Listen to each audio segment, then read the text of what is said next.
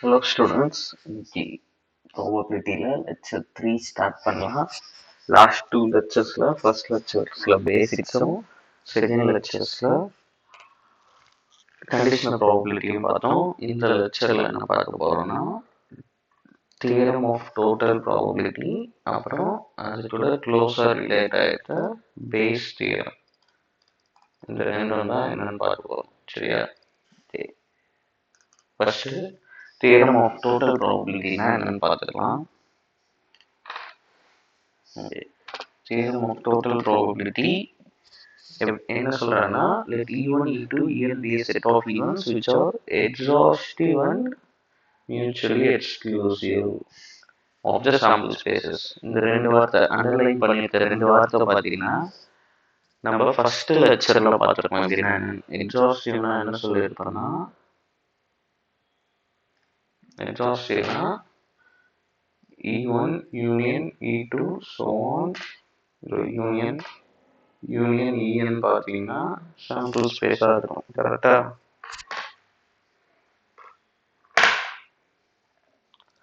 அடுத்து mutually exclusive. Mutually எக்ஸ்க்ளூசிவ்னா என்ன பார்த்துருக்கோம்?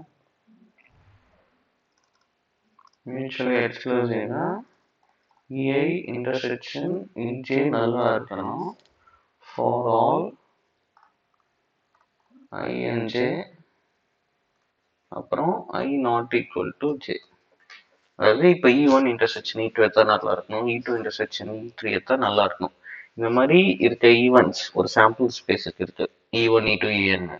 இப்போ எனக்கு ஏன்ட்டு ஒரு ஈவெண்ட் நடக்குது எஸ் கூட. அப்போ ப்ராபபிலிட்டி ஆஃப் ஏ என்னன்னா, இதுதான் அதோட ஃபார்முலா. எழுதுறேன் பாருங்க. ப்ராபபிலிட்டி ஆஃப் ஏ வந்து probability of E1 into probability of A by E1. இந்த டேர்ம் மட்டும் நம்ம மல்டிப்ளிகேஷன் தியரம் ஆஃப் ப்ராபபிலிட்டியில பார்த்துருப்போம். அதோட ஒரு எக்ஸ்டென்ஷன் தான் total probability theorem. Probability of E2 into probability of A by E2 plus so on probability of En into probability of A by En.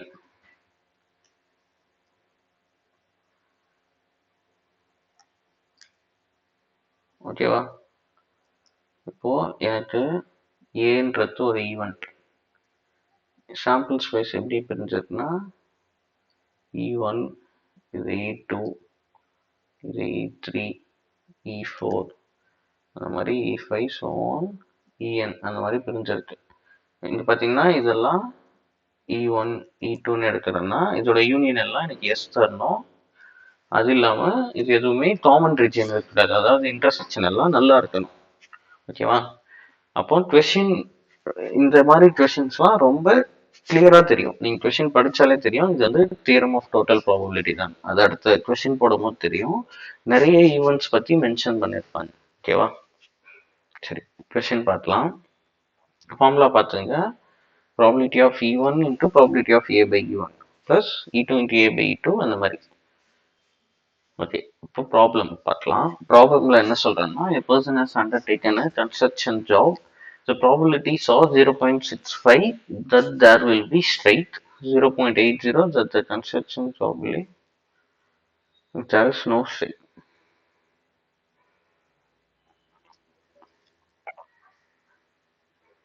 Okay, இப்போ நம்மளுக்கு நான் 3 ப்ராபபிலிட்டி கொடுத்துருக்காங்க. ஒன்று வந்து ஸ்ட்ரைட் நடக்க ப்ராபபிலிட்டி என்னன்னு, இஃப் தேர் இஸ் ப்ராபபிலிட்டி,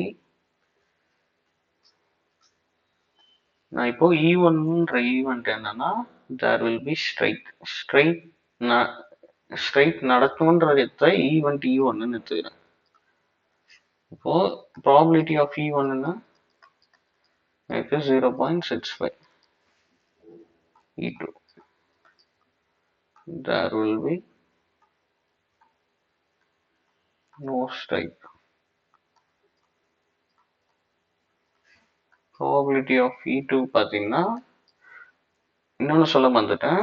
இந்த E1 E2 En எடுக்கணும்ல, மியூச்சுவலி எக்ஸ்க்ளூசிவ் அண்ட் எக்ஸாஸ்டிவ், அதோட சம் எல்லாம்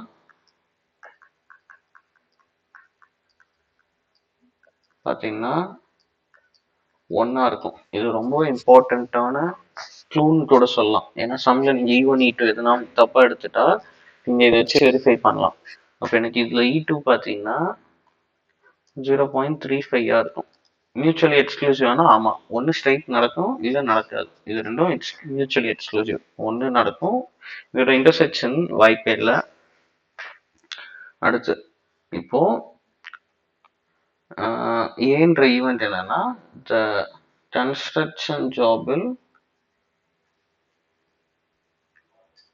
the construction job will be completed in time. இதுதான் ஏ.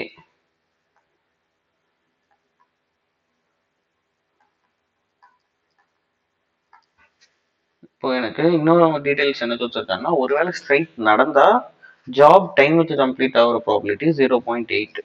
அப்போ எனக்கு ஸ்ட்ரைட் நடக்குது, ஸ்ட்ரைட் நடந்துடுச்சு.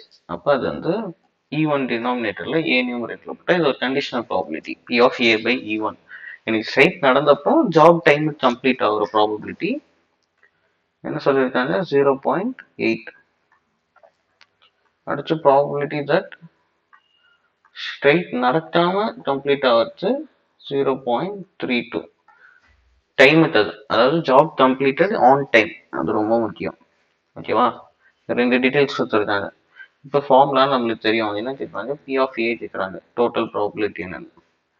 ஃபர்ஸ்ட் என்னன்னா ஸ்ட்ரைட் நடக்கிற ப்ராபபிலிட்டி, அப்படி ஸ்ட்ரைட் நடந்தா ஜாப் டைமுக்கு கம்ப்ளீட் ஆகுது P of A by E1. இந்த மாதிரி தான் டோட்டல் ப்ராபபிலிட்டியில் நம்ம ஒவ்வொன்றையும் கண்டுபிடிக்கும், ஒவ்வொரு டேர்மையும். ஓகேவா, P of E1 வந்து 0.65 into 0.8 plus 0.35 into 0.32. இது பார்த்தீங்கன்னா 8540 04 86 வந்து 4852 0.52 வருமா, பிளஸ் என்ன வரும் 0.35 into 0.32.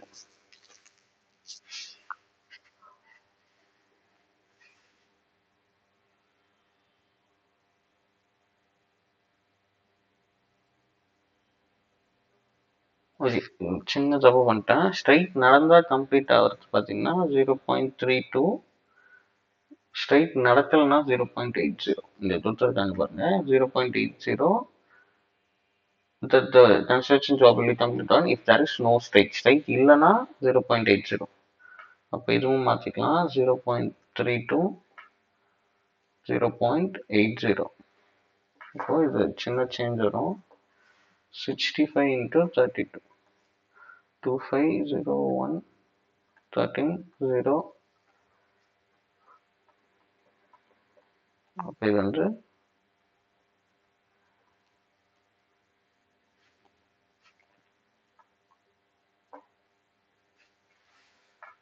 208 வரும். 0.208 plus 0.35 into 8. 8 5s are 40, 0 4 8 3 24 னா 28. 0.28 ஆட் பண்ணா 0.488. எனக்கு ஃபைனல் ஆன்சர் பார்த்தீங்கன்னா 0.488 தான். ஓகேவா, அதாவது என்ன பார்த்தோம்னா, நம்மளுக்கு என்ன கேட்பாங்கன்னா, ஒரு ஈவெண்ட் ஏ நடத்தணும், ஆனால் அது வந்து ரெண்டா பார்ட்டிஷன் பண்ணிடுவாங்க.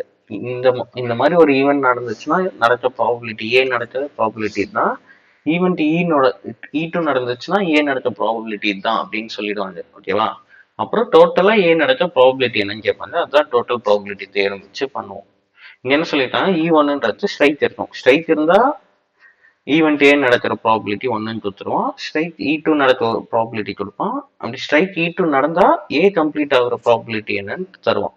அதை வச்சு டோட்டலா ஏ வந்து கம்ப்ளீட் ஆகிறதுக்கான ப்ராபபிலிட்டி நம்ம இந்த ஃபார்முலா வச்சு கண்டுபிடிச்சிடலாம். இப்போ இதுல இன்னொரு சம் பார்ப்போம். Okay, an urn contains 5 red and 5 black balls.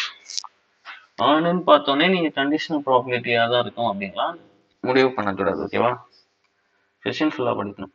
A ball is drawn at random, its color is noted and is returned to the urn. Moreover, 2 additional ball பத்தி என்ன பண்றாங்கன்னா, ஒரு பால் எடுக்கிறாங்க 5 ரெட், அந்த urnல 5 ரெட் பால்ஸும் 5 பிளாக் பால்ஸும் இருக்கு. அப்போ total வந்து 10 balls. ஒரு பால் ரேண்டமா எடுக்கிறாங்க, அது கலரை நோட் பண்ணிட்டு ரிட்டர்ன் பண்ணிடுறாங்க. அடுத்து என்ன பண்றாங்கன்னா, அதே கலர்ல எக்ஸ்ட்ரா 2 பால் ஆட் பண்றாங்க. இப்போ நான் ஃபர்ஸ்ட் எடுக்கிற பால் பிளாக்கா இருந்தா எனக்கு எக்ஸ்ட்ராவா 2 பிளாக் பால் ஆட் பண்ணாங்க. அப்போ டோட்டலா எத்தனை பால் இருக்கும்? ஃபர்ஸ்ட் 10 இருந்துச்சு, எடுத்த பால் நான் ரிட்டர்ன் பண்றேன். இப்போ 10 தான் இருக்கும். அந்த கலர்ல எக்ஸ்ட்ரா 2 பால் ஆட் பண்ணா டோட்டல் 12 ஆயிடும். ஓகேவா, அடுத்து என்ன கேக்குறாங்கன்னா, செகண்ட் பால் அப்புறம் அதை போட்டுட்டு அப்புறம் அதுல இருந்து செகண்ட் பால் எடுத்துரும். இப்போ 12 பால்ஸ் இருக்கும், அதுல இருந்து பால் எடுக்கும். செகண்ட் பால் எடுக்கும் போது அதோட கலர் என்ன, ரெட்டா இருக்க ப்ராபபிலிட்டி என்னன்னு கேட்கணும். அப்ப எனக்கு முதல்ல ஈவன் என்னன்னா, நான் ஃபர்ஸ்ட் எடுக்கிற பால் பிளாக் பால் இன் ஃபர்ஸ்ட் ட்ரானா எடுக்கிறதுன்னு அர்த்தம். இந்த எடுத்துவேன் E2 red ball in first draw.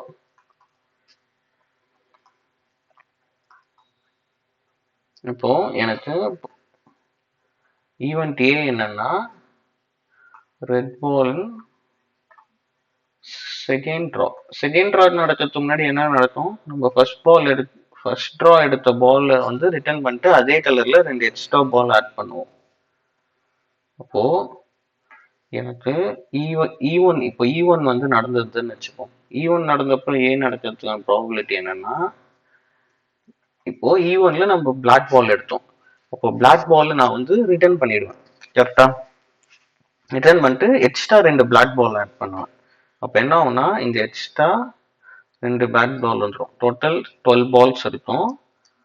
அதுல ரெட் பால்ஸ் வந்து 5 தான் இருக்கும். கரெக்டா, நான் ஃபர்ஸ்ட் இதுல பிளாக் எடுத்தா நான் அதை ரிட்டர்ன் பண்ணிட்டு extra 2 black ball return add பண்ணுவேன். டோட்டல் 12 பால்ஸ்ல எனக்கு ரெட் எத்தனை இருக்குன்னா 5 தான் இருக்கும். அப்போ எனக்கு செகண்ட் ரோல ரெட் பால் வர ப்ராபபிலிட்டி 5/12. அதே மாதிரி ஒருவேளை நான் வந்து E2 நடந்தது, E2 நடந்தப்ப ஏ நடந்ததுக்கான ப்ராபபிலிட்டி என்னன்னா, E2ல ரெட் பால் எடுப்போம். ரெட் பால் எடுத்துட்டு அதை ரிட்டர்ன் பண்ணிடுவோம், எக்ஸ்ட்ரா 2 ரெட் பால் ஆட் பண்ணுவோம். அப்ப இப்ப என்ன ஆகும்னா,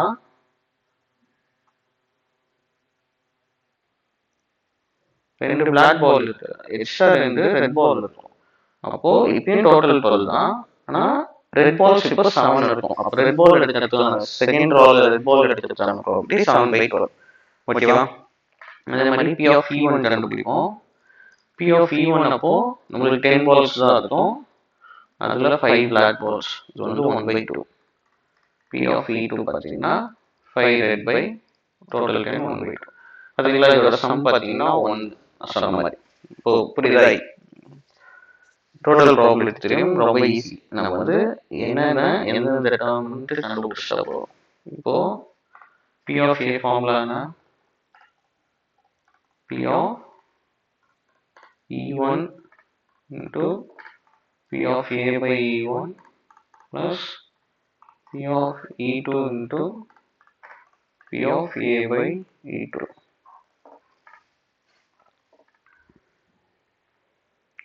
P of E1 வந்து 1/2 into 5/12 plus 1/2 into 7/12. இது 5/24 plus 7/24, அது பார்த்தீங்கன்னா 12/24. ஃபைனலா ப்ராபபிலிட்டி ஆஃப் A பார்த்தீங்கன்னா 1/2. கரெக்டா, இதுதான் ஃபைனல் ஆன்சர். ஓகே, அடுத்த ப்ராப்ளம் போகலாம். ப்ராப்ளம் முன்னாடி ஒரு வாட்டி டோட்டல் ப்ராபபிலிட்டி தேரும் என்னன்னு அண்டர்ஸ்டாண்ட் பண்ணி பாருங்க. ஈவன்ஸாக பிரிப்போம், சாம்பிள் ஸ்பேஸை பிரித்து E1 E2 EN நம்பர் பண்ணிடுவோம். அதுக்குன்ட்டு அது மியூச்சுவல் எக்ஸ்க்ளூசிவாக இருக்கணும், எக்ஸாஸ்டிவாக இருக்கணும். அப்புறம் ஒரு ஈவெண்ட் ஏ நடக்கணும்னு சொல்லுவோம்.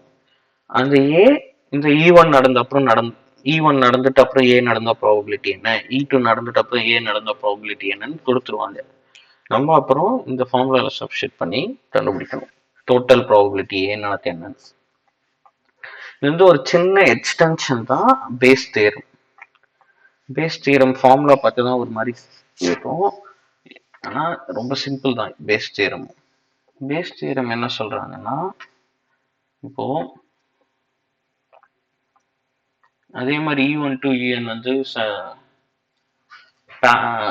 மியூச்சுவலி எக்ஸ்க்ளூசிவ் எக்ஸாஸ்டிவெல்லாம் இருக்கணும். அந்த பேர்வைஸ் டிஸ்ஜாயிண்ட் என்ன மீன் பண்ணுதுன்னா E1 இன்டர்செக்ஷன் E2 வந்து நல்லா இருக்கணும். அந்த மாதிரி எதனா ரெண்டு பேர் எடுத்து நம்ம இன்டர்செக்ஷன் பண்ணா நல்லா இருக்கணும்ன்றது தான் பேர்வைஸ் டிஸ்ஜாயிண்ட் வந்து மீன் பண்ணுது. அடுத்து எக்ஸாஸ்டிவோட கண்டிஷன் அப்படியே கொடுத்துட்டாங்க. இப்போ இங்க என்னன்னா டோட்டல் ப்ராபபிலிட்டி டேர்ம்ல P of A கண்டுபிடிப்போம். இங்க என்ன கண்டுபிடிக்க போறோம்னா P of இந்த E1 E2 நிறைய சொன்னால, இப்ப என்ன சொல்லுவேன்னா A ஈவெண்ட் வந்து நடந்துட்டது அப்புறம் A ஈவெண்ட் வந்து E1 ஈவெண்ட் நடந்த அப்புறம் தான் நடந்துச்சு அப்படின்றதுக்கான ப்ராபபிலிட்டி கண்டுபிடிப்போம். அதாவது கவனிங்க, அந்த ஏனா என்னன்னு தெரியும்ல உங்களுக்கு, டோட்டல் ப்ராபபிலிட்டி தெரியும்ல, அதுல அந்த A நடக்கிறதுக்கான டோட்டல் ப்ராபபிலிட்டி கண்டுபிடிப்போம். இங்க என்னன்னா A வந்து நடந்துருச்சு, லைக் A நடந்துருச்சு, ஆனா E1 E1 E2 அந்த மாதிரி அந்த I நடந்த அப்புறம் தான் A நடந்துச்சுன்னு கண்டுபிடிக்கிறது தான் இந்த ஃபார்முலா. ஓகேவா? ப்ராப்ளம் பார்த்தா இன்னும் கிளியரா புரியும். ஃபார்முலா மட்டும் நான் சொல்லிடுறேன். கீழே வந்து டோட்டல் ப்ராபபிலிட்டி தியரம் இருக்கும் P of A. அந்த ஃபார்முலாவை அப்படியே சப்ஸ்டிட் பண்ணணும் நீங்க. மேலே டோட்டல் ப்ராபபிலிட்டி தியரம் வந்துச்சுங்களா, அதை தான் இப்படி எழுதியிருக்காங்க. மேலே பார்த்தீங்கன்னா எது நடந்த அப்புறம் இது P of E1 into P of A by E1. E1னா அப்படி, EIனா EIன்னு மென்ஷன் பண்ணா அந்த I வரும். ஓகேவா? அப்போ என்ன வரும் ஃபைனலானா P of E1 into P of A by E1 by P of E1 into P of A by E1, அதாவது P of A நம்ம டோட்டல் ப்ராபபிலிட்டி தேர்வுல P of A ஃபார்முலா பார்த்தோம்ல, அதான் இங்க சப்ஸ்டிட் பண்ணணும் டினாமினேட்டர்ல, அவ்வளவுதான். So on P of En into P of E by A by En. ஓகேவா? இப்போ ப்ராப்ளம்ஸ் பார்க்கலாமா? ஓகே, ப்ராப்ளம்ஸ்ல என்ன சொல்றாங்கன்னா,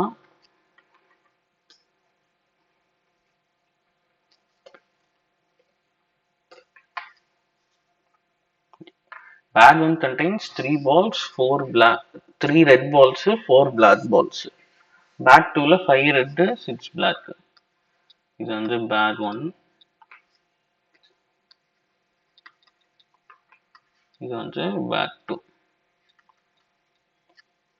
இதுல வந்து 3 red, 4 black, 5 red, 6 black. One ball is drawn at random from one of the bags and it is found to be red.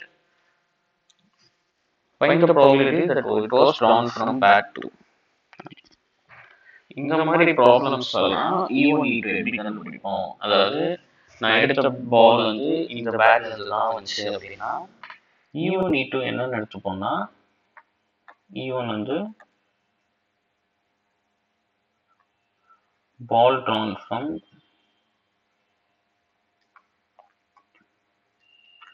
Back 1, அதாவது back 1ல இருந்து தான் பால் எடுத்தோம். அது என்ன பால்னா முக்கியம் இல்லை, பேக் 1ல இருந்து பால் எடுத்தோம். பால் drawn from பேக் 2. இது நடக்கிறது மியூச்சுவலி லைக்லின்னு எடுத்துப்போம். இந்த டேர்மையும் நம்ம வந்து ஃபர்ஸ்ட் லெக்சர்ல பார்த்துருப்போம். அதாவது இந்த ரெண்டு ஈவெண்ட் நடத்துக்கான ப்ராபபிலிட்டி சேம்னு எடுத்துப்போம். அப்போ எனக்கு probability of E1 equal to probability of E2 1/2. இந்த மாதிரி ப்ராப்ளம்ஸ்னு இல்லை.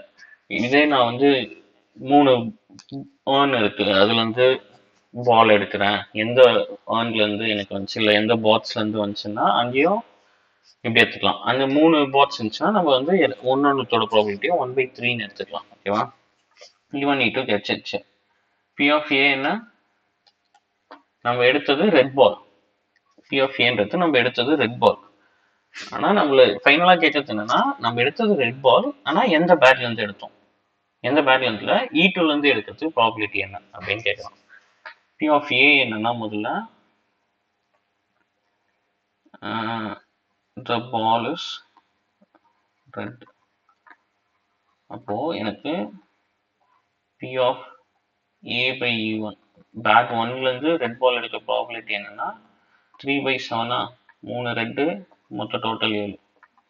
மாதிரி probability of A by E2 bag 2ல இருந்து ரெட் பால் எடுக்கிறது 5/11. இப்போ P of A கண்டுபிடிச்சுப்போமா. P of A என்னன்னு 1/2 ஃபார்முலா வந்து P of A வந்து P of E1 into P of A by E1 plus P of E2 into P of A by E2 1/2 into 3/7 plus 1/2 into 5/11. அது பார்த்தீங்கன்னா 3/14 plus 5/11. இதுக்கு LCM எடுத்தா என்ன வரும்? Sorry 5/22.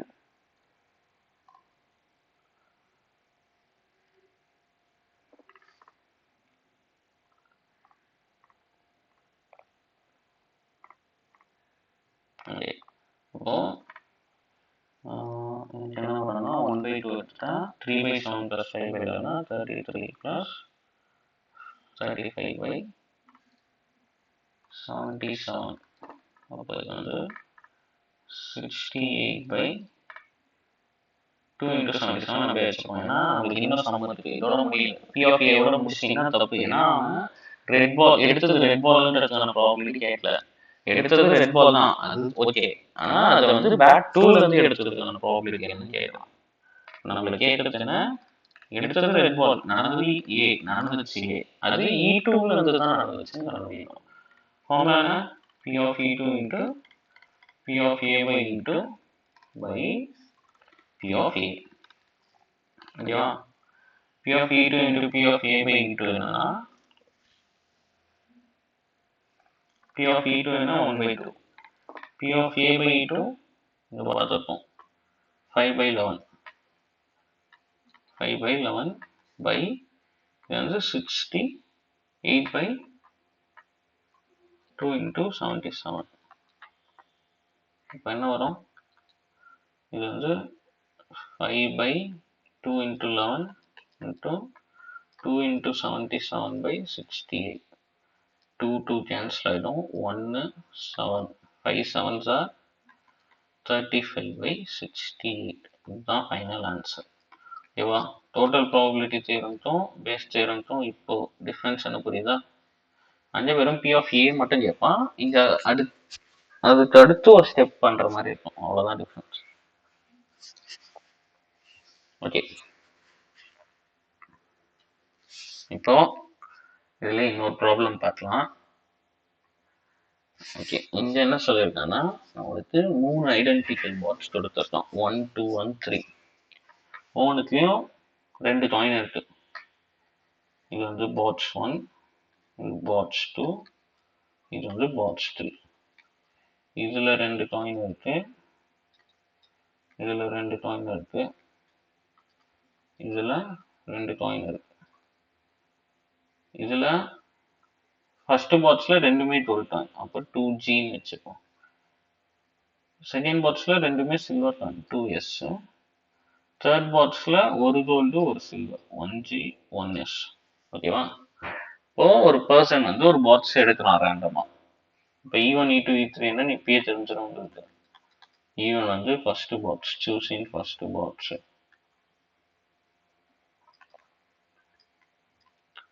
E2 பார்த்தீங்கன்னா சூஸிங் செகண்ட் பாட்ஸ்.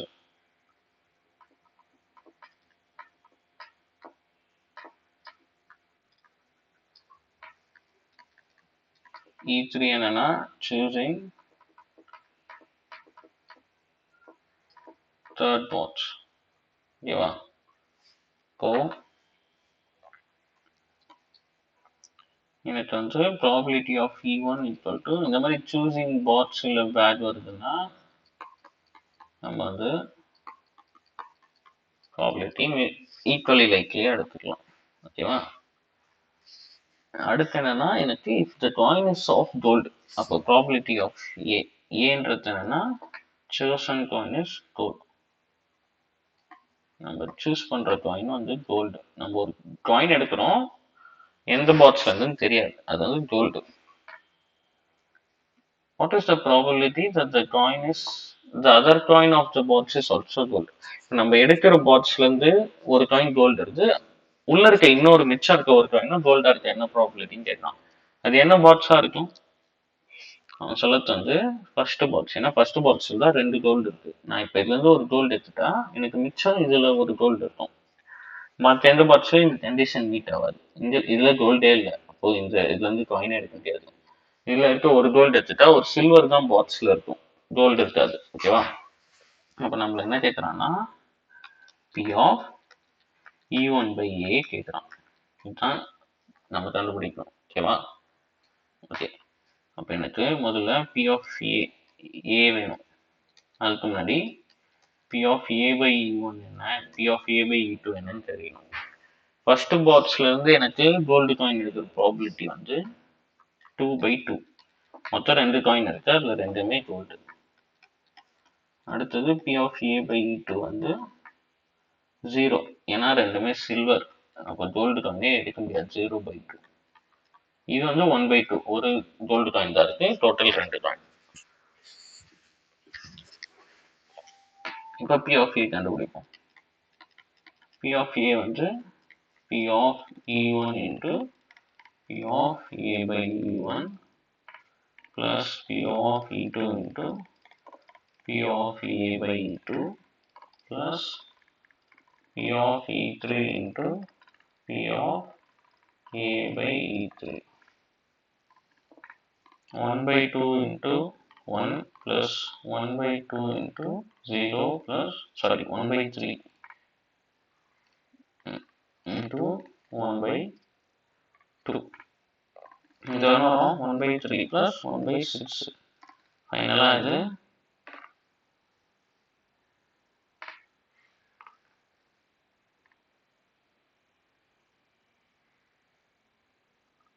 3/6 வரும். P of A பார்த்தீங்கன்னா 3/6 வரும். இப்போ P of E1 by A கண்டுபிடிக்கணும். சாரி, E1 by A பார்த்தீங்கன்னா P of E1 into P of A by E1 by P of A. அது வந்து பார்த்தீங்கன்னா P of E1 என்ன 1/3, P of A by E1 surely வந்து 1, இது 3/6. அப்போ எதுனா வரும் 1/3 by 1/2, ஃபைனலாக அது பார்த்தீங்கன்னா 2/3. இப்போ எனக்கு இதோட ஃபைனல் ஆன்சர் வந்து 2/3.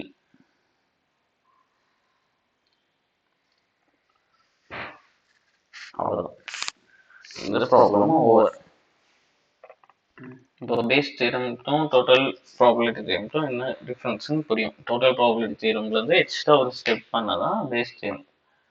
ஓகே, இந்த ப்ராப்ளம் நீங்கள் சால்வ் பண்ணி கமெண்ட்ஸில் சொல்லுங்க. இதுக்கு அடுத்து ஒரு ப்ராப்ளம் இருக்கு, அதுவும் ட்ரை பண்ணி பாருங்க. இந்த சம் கொஞ்சம் டிஃப்ரெண்டாக இருக்கும். ஓகேவா? இன்னைக்கு லெக்சர் அவ்வளோதான். அடுத்த லெக்சரில் எக்ஸ்பெக்டேஷன் அப்படின்ட்டு ஒரு நியூ டாபிக் ஆரம்பிக்கும். சரியா? Okay, thank you.